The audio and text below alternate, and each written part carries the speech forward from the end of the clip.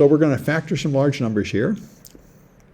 And so the first thing is to understand that not everything in Python is as accurate as you want it to be. Python multiplication of integers is infinitely accurate. The default library will carry any number of places, but division is floating point, and it's only good to a certain number of places. It's not infinitely accurate.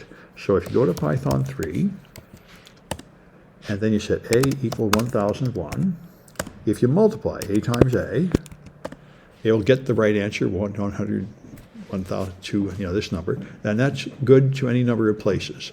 So it calculates the square correctly.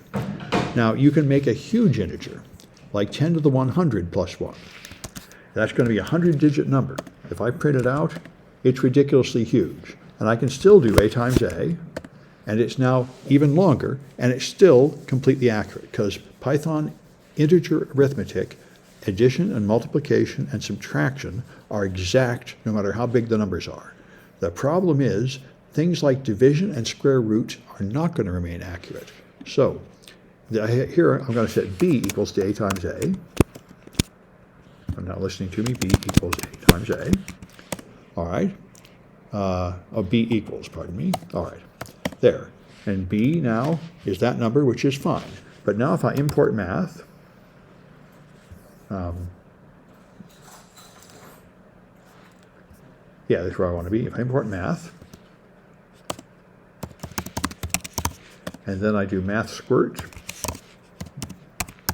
of b, you see it's not accurate. It just tells me it's 1 times 10 to the 100, but it really is 1 times 10 to the 100 plus 1. And it doesn't tell me how many places there are, but in fact I think it only has something like 10 or 15 significant digits. So it's not accurate enough at all for the kind of calculation we're doing. So what you need to use is the decimal library. You do from decimal import star, and then you define the precision here. So if I do this, I've told it to do calculations to 200 significant digits, which is much better. So now I do decimal of b dot squirt using a more precise library, and now I get exactly the right answer, 10 to the 100 plus 1. So this is important for doing these RSA calculations. So now if I want to factor this large number, now normally if it was really the product of two random primes, this would be almost impossible, because you'd have to try all the prime numbers up to the square root of this, which would be a really big number. But in this case, I'm telling you the two prime factors are close to each other. So that means they are both close to the square root of this number. So first you have to find the square root of that number. So we'll set it for n, and we'll do 50 places of precision is going to be enough for this one, although it wouldn't really matter if I just left it at 200. It would just be a little slower, and who cares? So now I've found the square root of it, and the square root of it is, of course, not an integer, but it's close to this integer, 1, a lot of zeros, and 83. So that's the square root. So if you multiply this number by itself, you'll get that number. So p must be less than this number, and q must be greater than this number. So p times q adds up to that. So if I want to find p, all I have to do is start at this number and count down until I find a number that divides it. So I take this number, P0 is 1, all those zeros, and 83. N is this number, which I started from. And so now I just go from P0 to P0 minus 50 by steps of minus 2, because there's no point trying even numbers. P and Q are always odd. So this will start as possible candidates, and all I do is print P and P, n% P, because n modulus P will be 0 if P is a factor of n, and it'll be something other than 0 otherwise. So if I see a 0, I've found the correct P. And that's what I've got here. So I see I have number, and there's 0. So this is P. And if I want to find Q, that's going to be another problem. If I want to find Q, I can try this Q. So P equals that. All right. And therefore, if I take n% P, it's 0. So n is this big number, and P is that number. Now Q will be n over P. But if I try n over P, I just get one of these imprecise numbers again, because division changes into floating point and only gives me a certain number of places, and it's not enough places, because I know it's got to be bigger than 10 to the 20. It's 10 to the 20 plus something bigger than 39. It's thrown away the digits at the end, which are what I need. So I'm going to have to do decimal.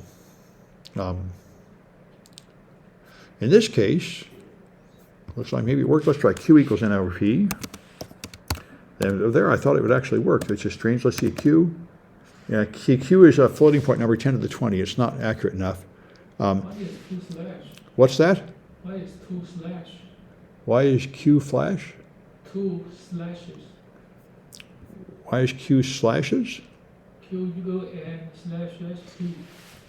I can't hear you. What? Q equal to N slash P. Oh, slash slash. Oh, you're right. Pardon me. Slash slash. You're right. Pardon me. That's a floor division. Right. That'll turn it in. Okay, let me try that. You're right. I guess it means floor division. It means round it to the nearest integer. That's what it means. And that actually gives me, so in this case, I get the right answer. And now if I take P times Q, and I print N, and you can see they're the same. So in this case, it works, which just means that the default number of places for division is enough. However, it would be better to use the decimal library, like we did before. I could do decimal of N over decimal of P, and then I would get the Q directly. Here, you had to round it off to the nearest integer to get it. So there was some error in the calculation, and it turned out to be all right. But this is the way you really do it to make sure you want to get it right. You set the number of places to be enough, and then you use this library, and then you'll really get the right number. And you'll need that when you go ahead here, because we're going to do some big numbers that are too big for the default precision of Python division. So here's a number to factor the same way. You got a really long number, and you're going to factor it into two numbers half as long. And again, they're going to both be near to each other, otherwise it would be impossible. And here's another one, even longer. And I say, when you do this one, you're going to have to use this decimal construction to do it. And you're going to have to set the precision to be enough places, or you won't be able to do the division. You'll be able to find P, but you won't be able to find Q. So that's the next one to try.